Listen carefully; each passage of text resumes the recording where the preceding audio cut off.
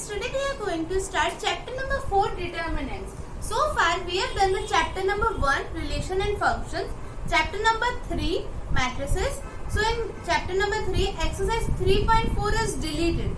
तो मैं वो वाली एक्सरसाइज अभी नहीं करा रही हूँ, if possible मैं वो बाद में करा दूंगी, अगर लगा मुझे तो मैं 3.4 एंड में करा दूंगी. अभी हम चैप्टर नंबर 4 डिटर्मिनेंट्स पे पढ़ रहे हैं, तो इसका हम आज इंट्रोडक्शन देखते हैं.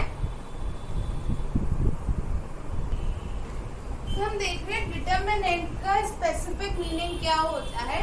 अभी तक इससे पहले का चैप्टर जो था वो मैट्रिक्स पढ़ा था, यानी उसको हम ऐसे डिनोट करते थे जैसे कि कोई भी ए मैट्रिक्स है, ए बी सी डी, हम मैट्रिक्स बोलते थे.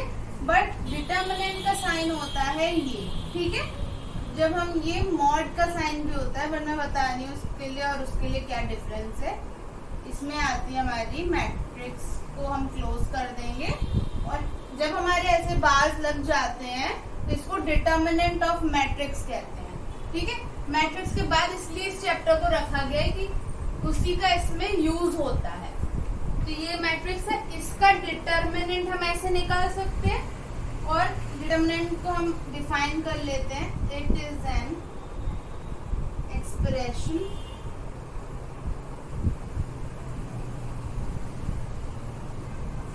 और a numerical value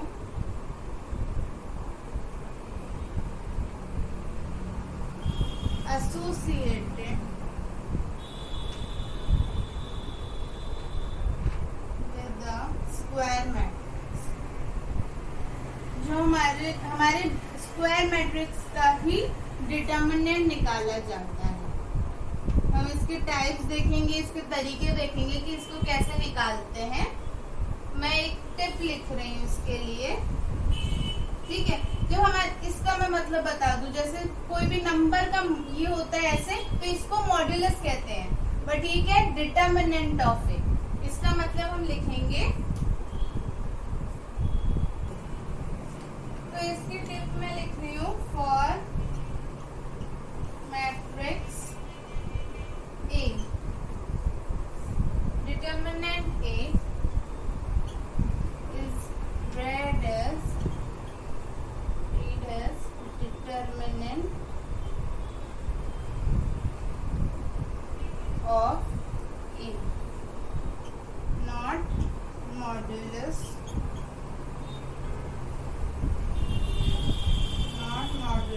of A. इसका मतलब है डिटर्मिनेंट ऑफ ए का, मॉडुलस ऑफ ए से नहीं करेंगे, ओके. और सेकंड चीज, ये फर्स्ट पॉइंट था.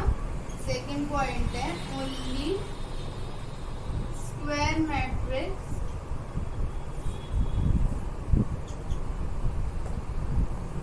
Have determinant. सिर्फ स्क्वायर मैट्रिक्स का ही हम डिटर्मिनेंट निकालते हैं. तो हम 2/2, 3/3, 4/4, 5/5 ऐसे मैट्रिक्स के निकालते हैं. बेसिकली बोर्ड्स में 2/2 और 3/3 आता है. 4/4 रेयर केस में आता है. 4/4 का मैट्रिक्स निकल सकता है, बट उसकी प्रोसेस लेंथी जाती है, तो 3 मार्क्स से 5 मार्क्स तक में नहीं दिया जा सकता. 5 में दिया जा सकता है, 3 मार्क्स तक के जो क्वेश्चन होते हैं उसमें नहीं आएगा. तो इसके आगे हम देखते हैं. अब हम डिटर्मिनेंट ऑफ ए को डिनोट किस तरीके से करते हैं, उसके 3 तरीके हैं. या तो बार लगा के, ऐसे मॉड्यूलस का साइन लगा के डिटर्मिनेंट, या फिर डेट डॉट ए, या फिर डेल्टा. तो ये हमारे 3 तरीके हैं. या तो डेल लिखा आएगा क्वेश्चन में, या डेट ए लिखा आएगा DET डॉट ए, या ऐसे लिखा आएगा, ठीक है. ये 3 तरीकों से हम डिनोट कर सकते हैं किसी भी डिटर्मिनेंट. अब हम इसके आगे का देखते हैं. तो हम देखते हैं हाउ टू फाइंड डिटर्मिनेंट, ठीक है. तो हम देखेंगे इसमें 2/2 के लिए और 3/3 के लिए. 2/2 तो इजी है, क्योंकि 1/1 का जो होता है स्क्वायर मैट्रिक्स, तो हमारी जो जिसमें एक एलिमेंट होगा वो भी होगी, लेकिन इसको मानते नहीं है, क्योंकि वो उसका डिटर्मिनेंट क्या निकालेंगे, उसमें सिंगल एलिमेंट है, वही आंसर आ जाएगा. लेकिन जो 2/2 की है, जैसे वेरिएबल्स में ले रहे हैं A B C D, तो इसका ठीक है, राइट लेफ्ट टू राइट और अप से डाउन, लेफ्ट से राइट की तरफ और एरो सेकंड कॉलम में हो। तो इसको हम क्या लिखेंगे, AD minus BC, AD multiply minus BC। पहले नीचे आएंगे फिर ऊपर जाएंगे, ठीक है, ऐसे याद रखना, AD माइनस BC। तो ये हमारे 2x2 की मैट्रिक्स का ऐसे डिटर्मिनेंट निकाल सकते हैं। तो हम इसमें कोई भी एग्जांपल ले लेते हैं, जैसे कि 1 2 5 7। तो इसका आंसर क्या होगा, 1 7, तो 1 into 7 7 हो गया, माइनस 10 तो इज इक्वल टू माइनस 3, ठीक है, 7 minus 10 माइनस 3। तो ये हमारे 2x2 की मैट्रिक्स आ गई। लेकिन 2x2 इजी है, बट अब हम देखते हैं 3x3 में क्या होगा। मैं अब 3x3 मैट्रिक्स का डिटर्मिनेंट निकालने से पहले बता रही हूँ कि जो हमारी डिटर्मिनेंट होती है उसकी पोजीशन के साइन क्या होंगे। तो position of odd and even places in determinant, okay. तो इसका मतलब है जैसे कि हमारी एक मैट्रिक्स है, कॉर्नर्स पॉजिटिव होते हैं और एक सेंटर वाला एलिमेंट, बाकी जो बीच में आ रहे हैं वो माइनस, ठीक है, कॉर्नर पॉजिटिव और सेंटर पॉजिटिव और बाकी चारों माइनस। इसका मतलब है, अब इसके नाम बताओ, ये A11 है, ये A12 है, A13। मैट्रिक्स के मैंने प्लेसेस के जनरल एलिमेंट तो बताए थे मैंने मैट्रिक्स में कैसे निकालते हैं, वैसे डिटर्मिनेंट भी है। तो A11, A12, A13, A21, A22, A23, A31, A32, A33। अब मैंने ऐसे प्लस माइनस नहीं लगाए हैं, इसका मतलब देखो 1 + 1 2, तो ये हमारा पॉजिटिव नंबर है, तो ये यहाँ पॉजिटिव साइन, ये ऑड नंबर है नेगेटिव साइन, ये भी पॉजिटिव है, ये नेगेटिव है, 3 हो रहा है, 4 पॉजिटिव है, 5 नेगेटिव है, 4 पॉजिटिव, 5 नेगेटिव, 6 पॉजिटिव। तो रो प्लस कॉलम को ऐड करने से इसकी पोजीशन डिफाइंड हो जाती है कि कौन सी पॉजिटिव प्लेस है, कौन सी नेगेटिव प्लेस है। या तो ऐसे याद रखो, कॉर्नर्स एंड सेंटर पॉजिटिव और जो बीच में आ रहे हैं वो नेगेटिव।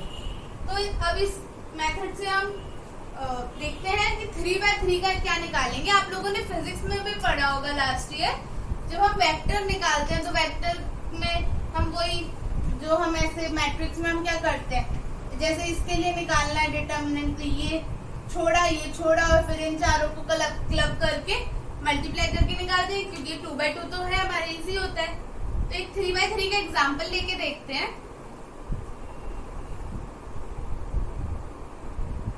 मैं एक इम्पोर्टेंट बात बता दूं 3x3 के लिए, या तो इसमें जीरो ज्यादा, जहां भी ज्यादा जीरो बन रहे होंगे, बीच में तो है नहीं, उस अलोंग हमें डिटर्मिनेंट निकालना है। जैसे या तो हम देखते हैं, जैसे इसमें ये हमारी फर्स्ट रो है, ये सेकंड रो है, ये थर्ड रो है।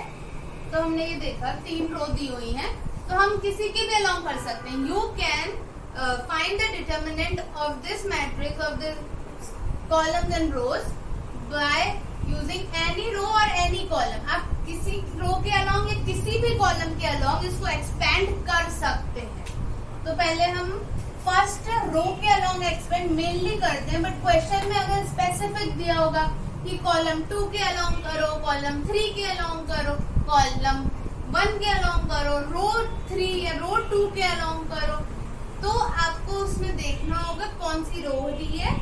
मैंने एक बार ये भी बताया था, रो और कॉलम में कुछ लोग कंफ्यूज रहते हैं। तो रो जब आर बनाया, आर से रो होता है, यहाँ खत्म हुआ तो इसको सीधा, कॉलम हमारा ऐसे खत्म हुआ तो इसको टेढ़ा, तो इसको हम ऐसे लिख सकते हैं, ओके। रो सीधा, कॉलम हमारा ऐसे स्ट्रेंड है। उसके बाद हम देखते हैं हमारा दिया हुआ है ये, तो मैंने ये रो और कॉलम तो क्लियर कर दिया। अब हम क्या लेंगे, हमने लिया था ये पॉजिटिव, नेगेटिव, पॉजिटिव, ये है हमारा नेगेटिव, ये हमारा पॉजिटिव, ये नेगेटिव, ये पॉजिटिव, ये नेगेटिव, ये पॉजिटिव। ये चारों नेगेटिव और ये कॉर्नर पॉजिटिव और सेंटर पॉजिटिव। तो ये कौन सी प्लेस है हमारी पॉजिटिव, तो 1 लिया हमने, हम रो 1 के अलोंग कर रहे हैं तो हम +1 लेंगे।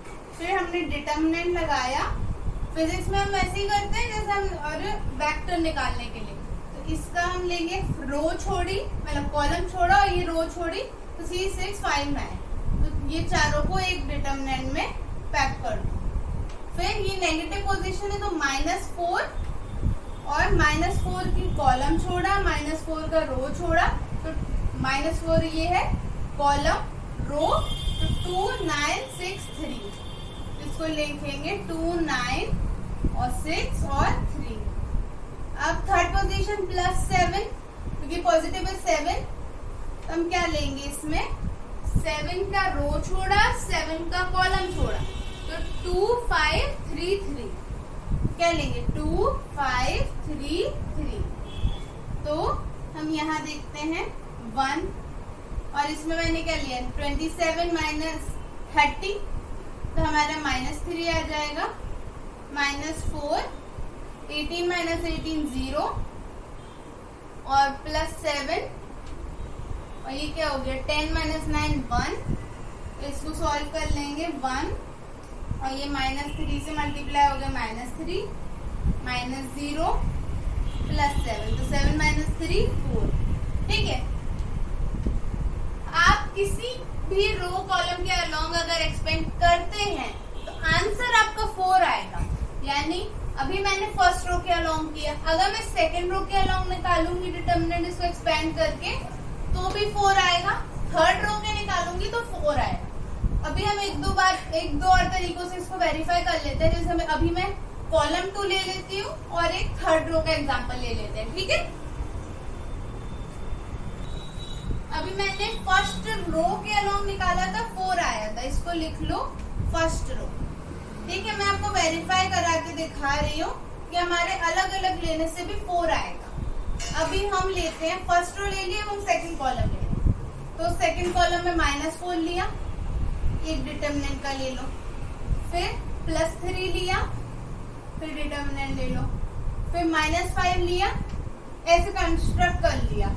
अब उसके बाद -4 की रो छोड़ी, कॉलम छोड़ी, फिर हमने लिख दिया 2 6 3 और 9। -4 का रो कॉलम ये है, रो ये है, तो 2 9 6 3। ठीक है, ये 3 है।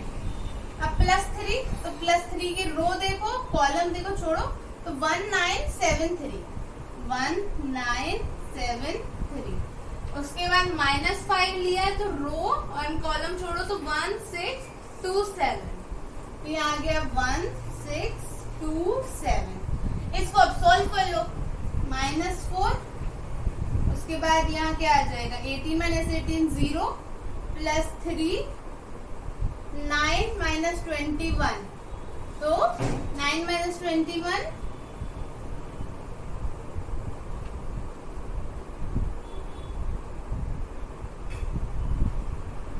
ओके। पहले मैंने -4 लिया है, उसमें हमारा सम आ जाएगा 2 6 3 9। उसके बाद हमने +3 लिया, तो जब हमने यहाँ +3 ले लिया तो 1 7 6 3 और 9, क्योंकि ये लिया तो ये रो और ये कॉलम।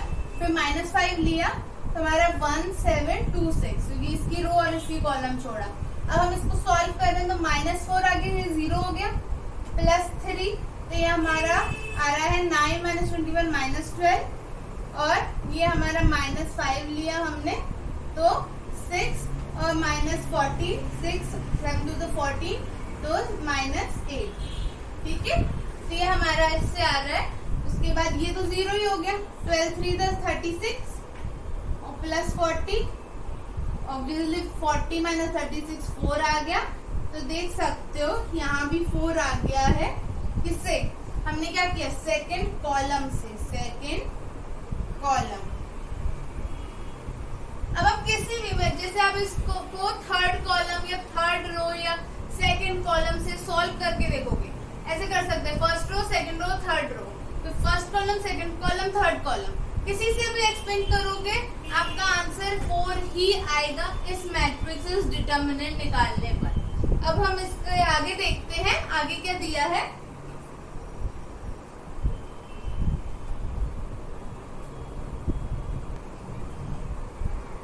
तो यहाँ हमारा चैप्टर 4 का एक्सरसाइज 4.1 के लिए इंट्रोडक्शन फिनिश होता है।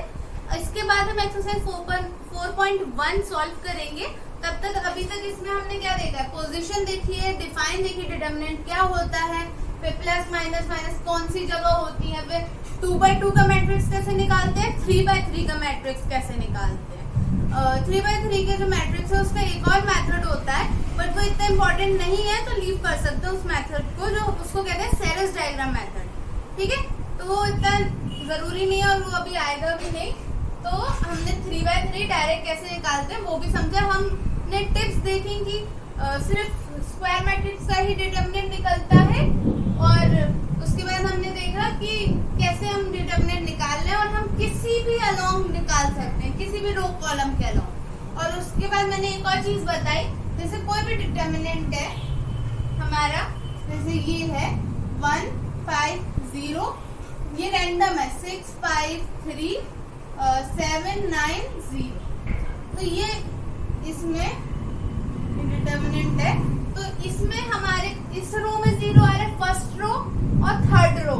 तो इसको सबसे बेस्ट तरीका सॉल्व करने का क्या होगा कि अगर हम इसे थर्ड कॉलम के अलोंग करें, क्यों, अगर कोई भी 0 से मल्टीप्लाई होगा, ये प्लस पोजीशन है, ये माइनस है, ये प्लस है, तो ये तो 0 ही हो जाएगा। जैसे इसको छोड़ा, ठीक है, तो 0 इंटू इनका जो भी आंसर है वो 0 हो जाएगी।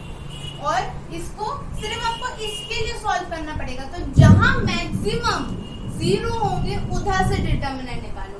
अगर 0 नहीं है तो फिर तो उसके लिए कोई भी चांस नहीं ले सकते, आपको पूरा ही वो निकालना पड़ेगा। तो सबसे बेस्ट होता है अगर 0 नॉन 0 है पूरी मैट्रिक्स, पूरी डिटर्मिनेंट, उसमें जो 0 नहीं है तो उसको हम क्या करेंगे, फर्स्ट रो के अलोंग करेंगे, क्योंकि वो सबसे सिंपल और इजी लगता है डायरेक्ट। क्योंकि हम फिजिक्स में भी वैसे ही करते रहते हैं तो हमें वो आदत रहती है फर्स्ट रो की। लेकिन अगर इसमें 0 ज्यादा है उससे सॉल्व करेंगे तो सिर्फ हमें एक वैल्यू के लिए करना पड़ेगा या 2 वैल्यू के लिए करना पड़ेगा, हमें तीनों के लिए नहीं करना पड़ेगा। सबसे मैक्सिमम 0 ना हो वहाँ सॉल्व कर सकते हैं। तो अब इनके एक्सरसाइज 1.4 सॉल्व की 4.1 सॉल्व कीजिएगा। Thanks for watching, please like, subscribe and share.